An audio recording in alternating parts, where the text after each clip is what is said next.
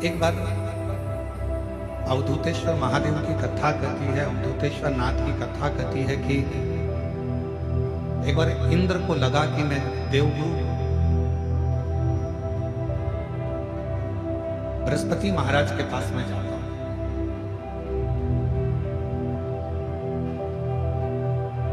थोड़ा सावधानी से सुनिएगा, आज की कथा का स्मरण बड़ा सुंदर है। अवधूतेश्वर महादेव की कथा। मैं बृहस्पति महाराज के पास जाता हूं और उनसे मुझे थोड़ा सा बात करना है, थोड़ा स्मरण करना है, थोड़ी चर्चा करना है। तो मैं वहां जाकर कुछ चर्चा चले अपनी मस्ती में, अपने आनंद में, अपने आनंद के साथ अपनी मस्ती में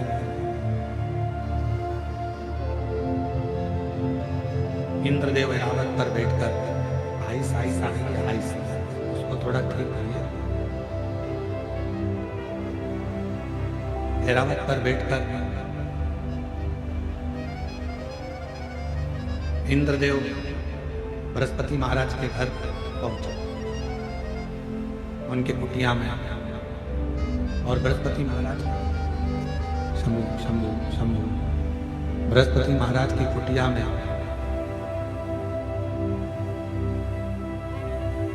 द्वार पर जाकर खड़े हुए। द्वार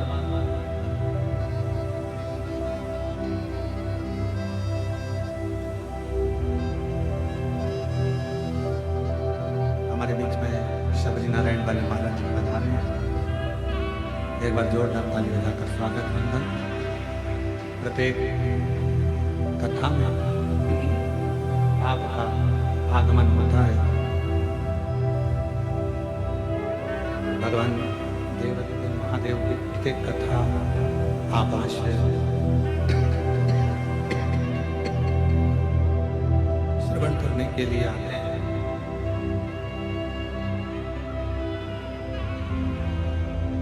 तो महादेव की कथा कर, अवधूतेश्वर महादेव का चरित्र कर, आईसी आईसा पकड़ रहा बहुत।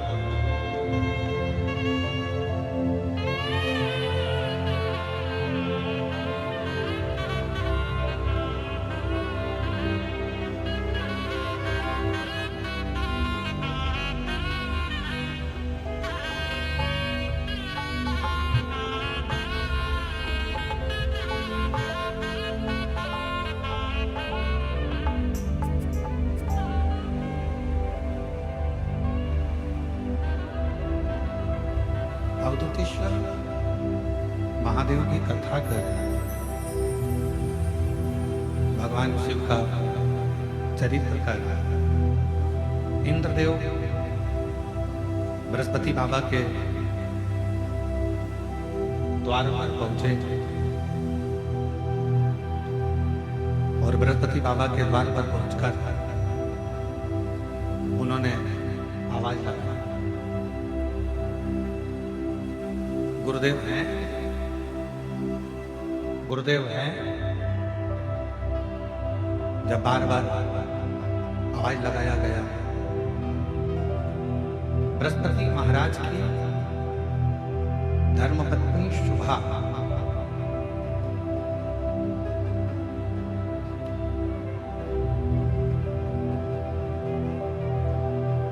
तीन धर्मपत्नियां थी, उसमें पहले नंबर पर थी शुभा, दूसरे नंबर पर थी तारा और तीसरे नंबर पर थी मंगला।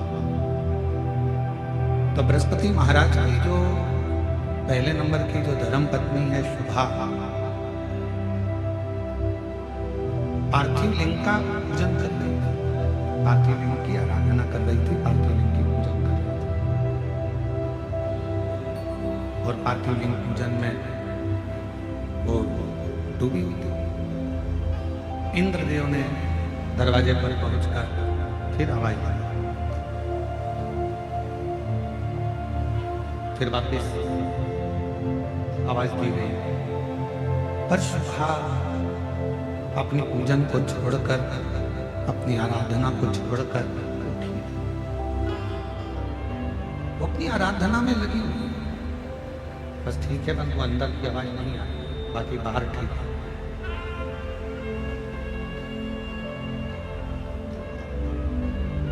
सुबह अपनी पूजन छोड़कर उठी। इंद्रदेव ने फिर आवाज दी और इंद्रदेव ने वापस आवाज लगाई, पर सुबह के कानों में ऐसा नहीं कि शब्द नहीं जा रहा। बृहस्पति बाबा की धर्मपत्नी के कानों में शब्द जा रहा था।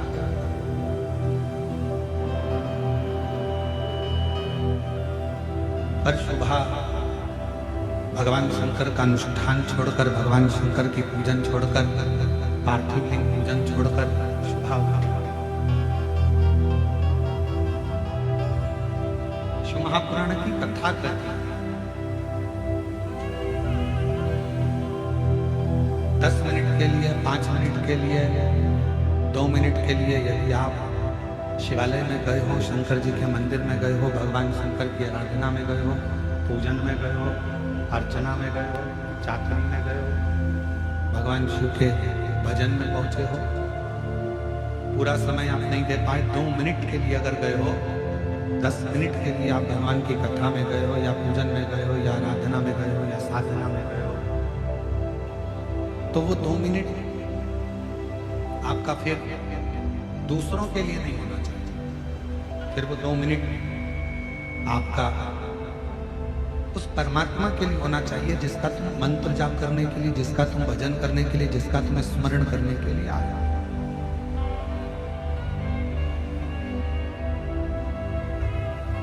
और मैंने तेरे भरोसे बाबा, तेरे ही भरोसे हवा बिच उड़ती जावांगी बाबा, डोल तो चढ़िया में घंटी जावांगी।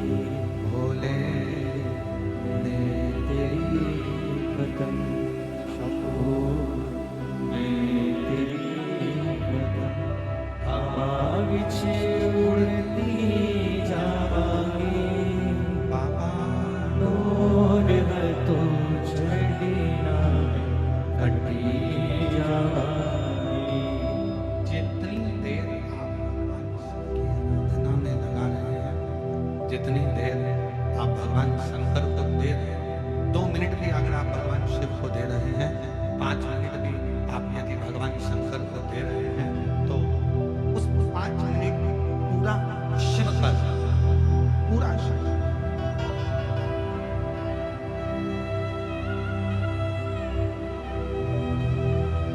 और मेरी जीजियों, 5 स्थान बताए हैं। एक दिन को भेज के यहाँ का स्वयं क्षेत्र 5 स्थान बताए, और वो 5 स्थान जहाँ पर बैठकर, जहाँ पर आप भगवान शंकर की आराधना कर रहे हो, अर्चना कर रहे हो, पूजन कर रहे हो, निवेदन कर रहे हो, चाकरी कर रहे हो, साधना कर रहे हो, 5 स्थान बताओ। उन 5 स्थान पर भले 2 मिनट के लिए आप लोग रहें, या 4 मिनट या 5 मिनट के लिए आप लोग रहें, और 4-5 मिनट के लिए भले आप रहें, पर उस 2-5 मिनट में भी आपका ध्यान कितना केंद्रित होना चाहिए, वो स्थान बताओ कितना केंद्रित होना चाहिए। पहला, जिस समय पर तुम्हें समय मिले, तुमको लगे कि अब मेरे को भगवान को दीप लगाना, दिया लगाना, 5 स्थान पर तुम्हारे ध्यान की केंद्रता होना चाहिए।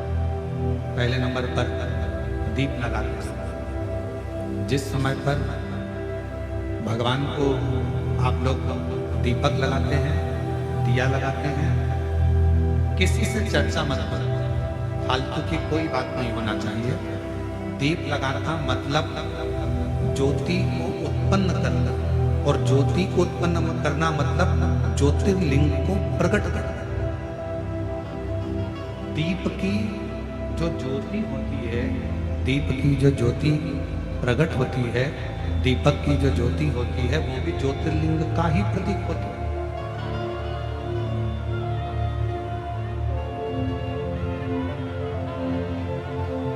दीपक की जो ज्योति है वो ज्योतिर्लिंग का ही प्रतीक है, ज्योतिर्लिंग का।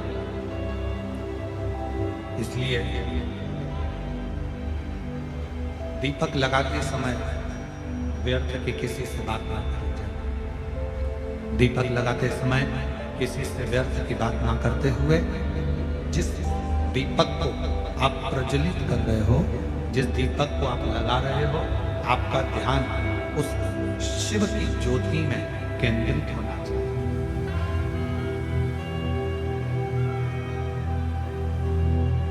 भगवान शंकर की ज्योति में आपका ध्यान केंद्रित।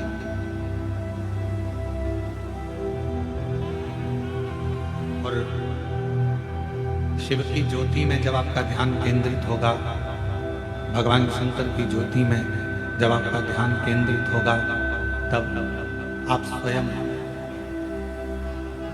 भगवान शिव का साक्षीकरण 2 क्षण में करो। तो दीप जलाते समय चाहे मंदिर में दीपक लगाओ, चाहे घर के अंदर मंदिर में दीपक लगाओ, चाहे बेलपत्र के वृक्ष के नीचे दीपक लगाओ, चाहे आंवले के वृक्ष के नीचे दीपक लगाओ, चाहे आप घर के दरवाजे पर दीपक लगाओ। दीपक लगाते समय तुम्हारा ध्यान केंद्रित दीप में जो ज्योति है, ज्योति में जो शिवलिंग है, ज्योतिर्लिंग है, उस ज्योति का दर्शन करते समय अपने ध्यान को केंद्रित। दूसरा, भगवान शंकर को, सूर्य नारायण भगवान को, तुलसा महारानी को, बेलपत्र को, आंवले के वृक्ष को, पीपल के वृक्ष को, वट वृक्ष को, शमी वृक्ष को जब आप जल चढ़ाएं, तो जल चढ़ाते समय भी व्यर्थ की बातें ना करते हुए, जल चढ़ाते समय जल की जो धार है, उस धार पर अपना ध्यान केंद्रित होना चाहिए।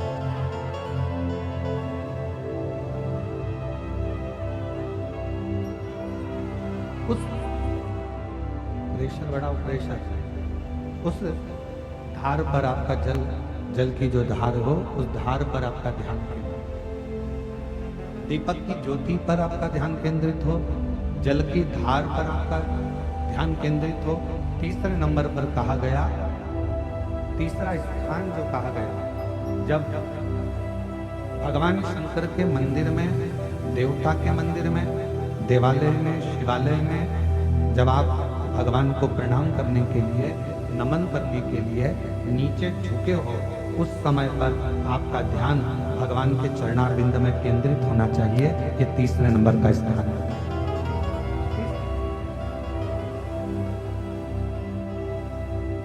ज्योति, थोड़ा प्रेशर, ज्योति, जलधार, चरणारविंद को नमन करना, और चौथा स्थान बताया, नंदी के पास जब आप बैठो। हमने पहले भी कथा में कहा, जब कोई बहुत ज्यादा, बहुत बड़ा कोई तकलीफ, कोई कष्ट, कोई दुख, कोई परेशानी आपकी जिंदगी में यदि आ गई हो, तो नंदी के पास शंकर जी को जल चढ़ाने के बाद 2 मिनट, 2 क्षण, 1 मिनट, 5 मिनट, जितना मिल जाए, आधा मिनट, 1 सेकंड नंदी के पास बैठना चाहिए। नंदी। और कौन सा स्थान बताया? तो कहा नंदी का जो पांव, आगे का एक चरण नंदी का उठा हुआ रहता है। दर्शन करें आप लोगों ने, किसने करें? जरा हाथ उठाओ, करें सब लोगों ने। नंदी का आगे का एक पांव उठा हुआ होगा, तो नंदी, जब तुम कोई विषम परिस्थिति में हो, बहुत टेंशन में हो, बहुत तकलीफ में हो, बहुत कष्ट में हो और बहुत ज़्यादा कोई डिप्रेशन में हो, कोई चिंता में हो, कोई बात अगर तकलीफ की है, तो नंदी का जो पाँव उठा हुआ रहता है उस पाँव के पास में थोड़ी देर, नंदी के साइड में थोड़ी देर, 1 सेकंड, आधा सेकंड, आधा मिनट, 1 मिनट, 2 मिनट, 5 मिनट, जितना आप बैठो और थोड़ी देर बैठकर बाबा की ओर ध्यान को केंद्रित करो और अपने मन की बात कह दो। वो चौथा स्थान बताया, मन को केंद्रित कर।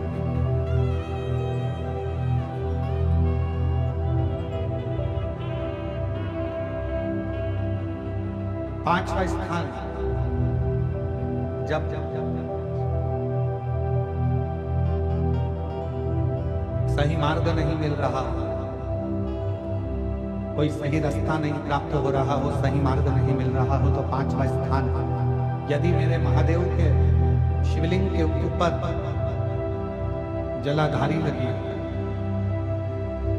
तो मंदिर में गए, शिवालय में गए और भगवान शंकर के शिवलिंग के ऊपर यदि जलाधारी लगी हो, तो जब आप भगवान शंकर के मंदिर से बाहर निकल रहे हो, तो बाहर निकलते समय अगर आपको दरवाजे पर खड़े होकर जलाधारी का यदि दर्शन हो जाए, तो 2 क्षण के लिए उसका दर्शन भी केंद्रित कर सकते हो। ये 5 स्थान ऐसे हैं जिन स्थान पर अपने भगवान के चरणारविंद को, भगवान के दर्शन को केंद्रित किया।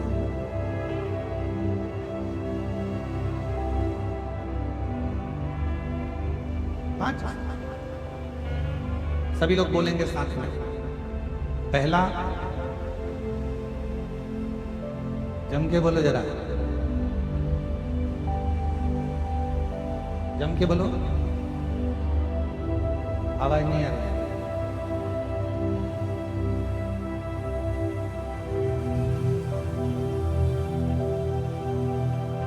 दीपक की ज्योति। दूसरा, जम के बोलो जरा, जल की धार। तीसरा, चरणों को प्रणाम करना। चौथा, नंदी के पास में, चरण के पास में बैठकर अपने मन की दशा को कहना। और 5वां, भगवान के ऊपर जो जलाधारी लगी होती है, उस जलाधारी का दर्शन कर कर फिर अपने 5।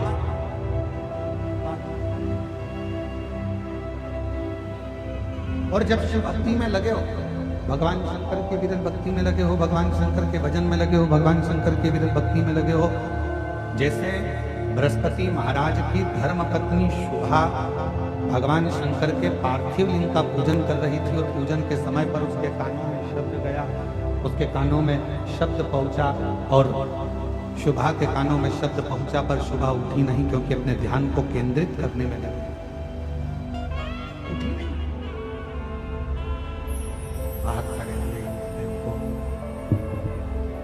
बाहर खड़े हुए इंद्रदेव को क्रोध आ रहा। बाहर जो इंद्रदेव खड़े हैं उनको गुस्सा, क्रोध आ रहा।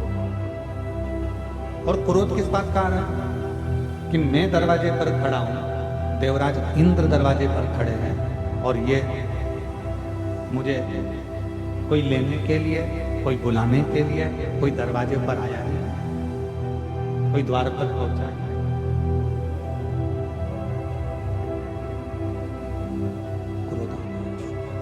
इंद्र को क्रोध आया, और जैसे इंद्र जी को क्रोध आया, गुस्से में आकर इंद्र अपशब्द कहने ही वाले थे, और थोड़ी देर में बृहस्पति महाराज इंद्र को दरवाजे पर लेने के लिए आ गए। इंद्रदेव ने बृहस्पति महाराज को नमन किया, बृहस्पति महाराज ने इंद्रदेव का आदर करा, सम्मान करा, सत्कार करा, और कहा कि बृहस्पति महाराज, अच्छा हुआ आप मुझे लेने के लिए आ गए। आपकी धर्मपत्नी शुभा वहां बैठकर पूजन कर रही है, आराधना कर रही है, चाकरी कर रही है, विनय कर रही है, और वो शुभा फिर भी मेरे शब्द को सुनकर भी मेरे पास में नहीं आ रही, प्रणाम करने, नमन करने, मुझे आतिथ्य देने के लिए।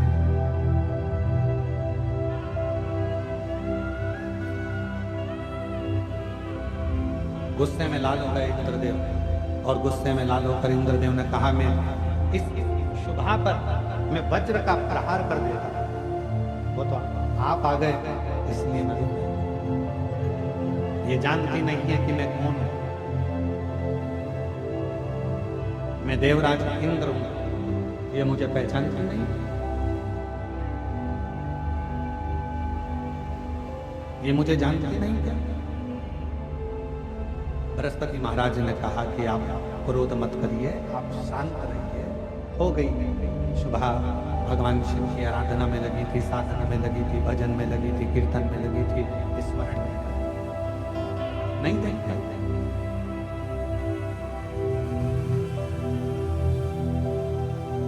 तभी बृहस्पति महाराज के मन में आया कि इंद्रदेव थोड़ी सी देर में क्रोध कर देते हैं, जरा सी देर में गुस्सा कर देते हैं, और जरा सी देर में इनको अहंकार प्रकट हो जाता है, अभिमान प्रकट हो जाता है, अभिमत्ता इंद्र के अंदर प्रकट हो जाती है। इतनी अभिमत्ता, इतना हम इंद्र के अंदर आ गया है कि क्रोध इंद्र के सम्मुख में बार बार आया। क्यों ना इंद्र पार्थिव पूजन के समय पर, पार्थिव लिंग के पूजन के समय पर इंद्र यहाँ आए हैं, पार्थिव लिंग का पूजन चल रहा है और इंद्र यहाँ आए हैं। क्यों ना मैं इंद्र को भगवान देवाधिदेव महादेव का दर्शन कराने के लिए लेकर जाऊं? क्यों? क्योंकि शिव का दर्शन करने वाले का अहंकार समाप्त हो जाता है, शिव का दर्शन करने वाले की अभिमत्ता समाप्त हो जाती है, शिव का दर्शन करने वाले का अहंकार, अभिमत्ता, उसके भीतर का अहम धीरे धीरे समाप्ति हो जाती है। क्यों ना मैं जाऊं, मैं पहुंचू। बृहस्पति महाराज ने तुरंत इंद्रदेव से कहा कि आप हमारे साथ में चलो।